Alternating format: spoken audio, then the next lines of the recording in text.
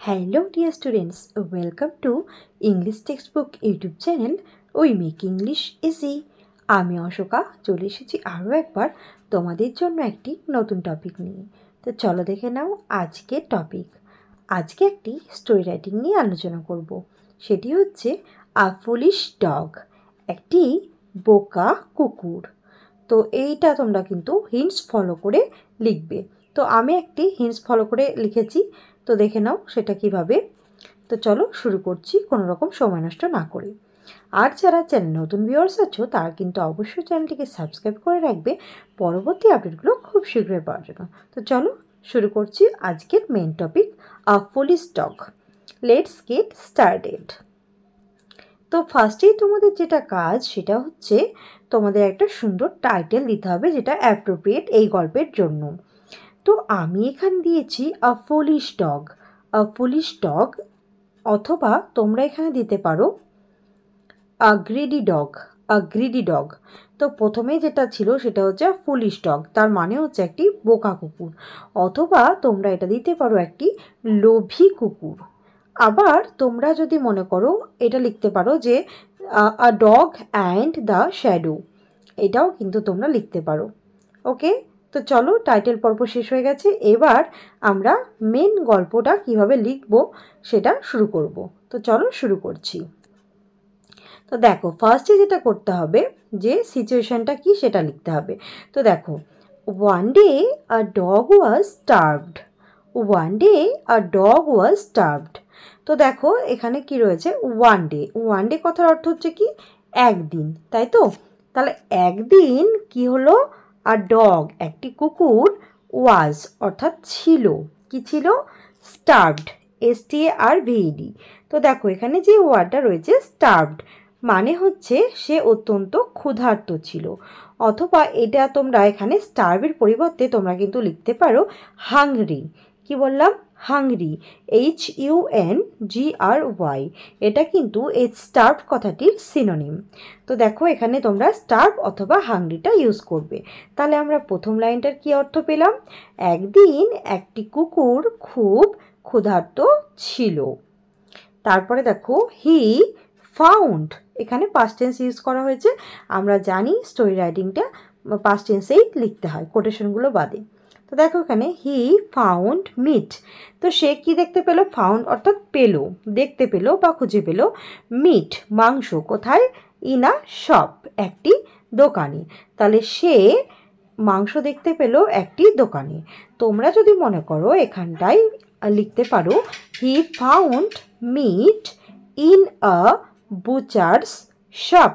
বুচার্স shop, বা এখানে কি লিখবে, বুচার, BUTCHER', এটা লিখতে পারো।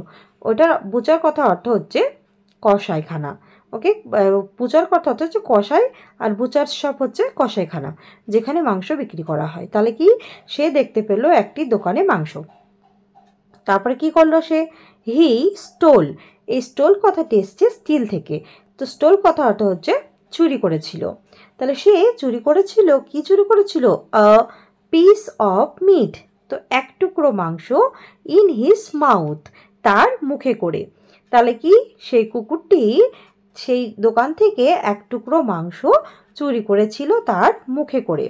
তারপরে দেখো হি র্যান অ্যাওয়ে, সে কি করেছিল, দৌড়ে পালিয়ে গিয়েছিল।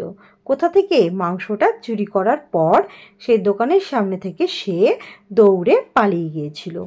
কারণ যার দোকানে থেকে চুরি করেছে সে যদি দেখতে পায় তাকে তো তাড়া করবে, তাই না? তো সেই জন্য সে দৌড়ে পালিয়ে গেল, মানে তাকে দোকানদারকে তাড়া করতে আর হয়নি, সে একাই দৌড়ে পালিয়ে গেছে।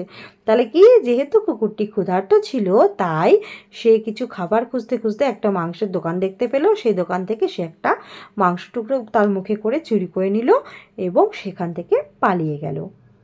নেক্সট দেখো পরের লাইনে কি লিখবে। দেখো, he had to cross a bridge. He had to cross a bridge, এই কথার অর্থ কি, তো তাকে দেখো এই লাইনটা আমি পড়লাম, he had to cross a bridge. তো তাকে একটা ব্রিজ অর্থাৎ সেতু, এই যে এই ছবিতে দেখো এই যে এটা দেখছো এটাকেই বলছে ব্রিজ। ওকে, তো এই যে ব্রিজ বা সেতুটাকে তাকে পার করতে হতো। কেন? কারণ সেখানে দেখতে পাচ্ছ একটা নদী রয়েছে। তো যাই হোক, তো সে এখান দিয়ে যাচ্ছিল। হি স, সে দেখতে পেল হিজ ওন শ্যাডো, তার নিজের ছায়া। দেখো জলের মধ্যেও একটা ছায়া চলে এসেছে। In the water of the river, সেই নদীর জলের মধ্যে সে কি দেখতে পেল? নিজের ছায়াটাকে দেখতে পেল। তো নদীর জল যদি স্থির থাকে আমরা কিন্তু নিজেদের ছায়া দেখতে পাই। তোমরা কি কখনো দেখেছো নিজেদের ছায়া জলের মধ্যে? আচ্ছা, তো দেখো সেই কুকুরটি কিন্তু তার নিজের ছায়াটা পুরোপুরি সেই জলের মধ্যে দেখতে পেয়েছিল। ওকে, তারপরে দেখো কি হলো।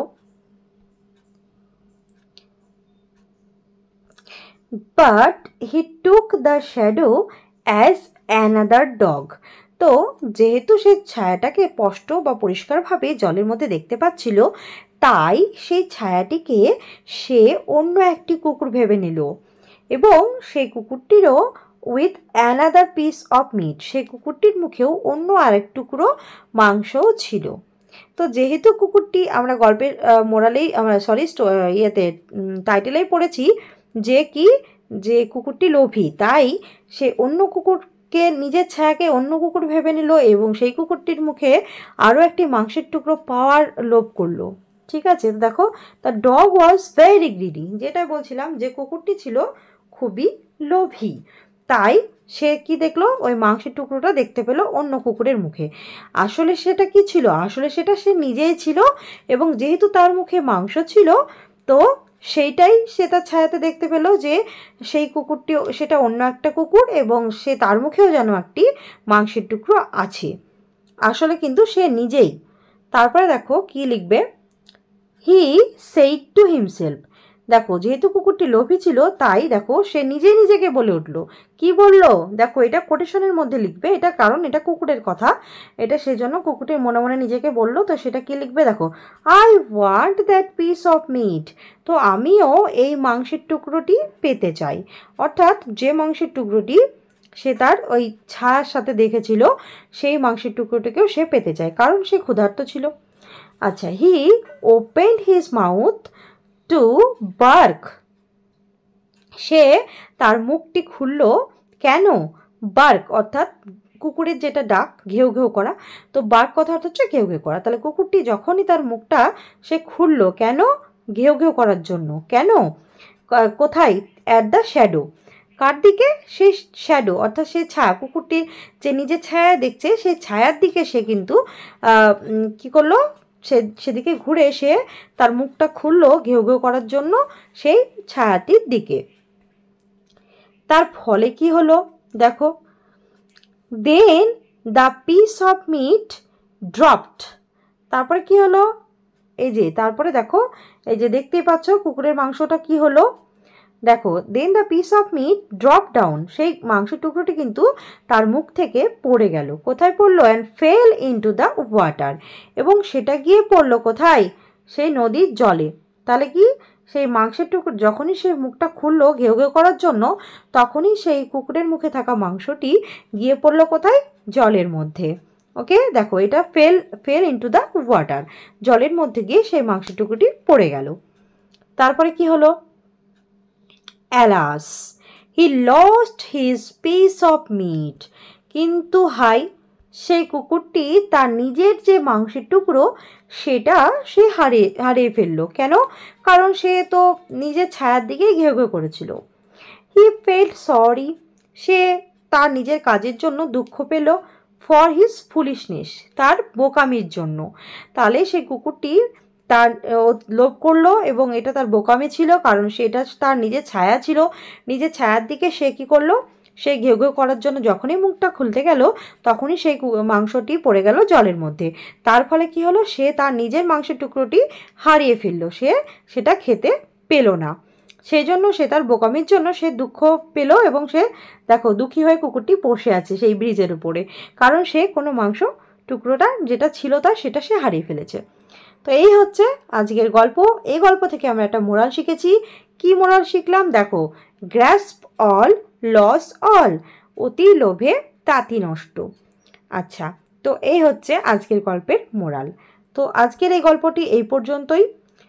যদি গল্পটি ভালো লাগে অবশ্যই লাইক, কমেন্ট, শেয়ার এবং সাবস্ক্রাইব করে দেবে চ্যানেলটিকে পরবর্তী আপডেটগুলো খুব শীঘ্রই পাওয়ার জন্য। আবার দেখা হচ্ছে নতুন কোনো ভিডিওতে। ততক্ষণের জন্য টাটা, বাই, থ্যাঙ্কস ফর ওয়াচিং।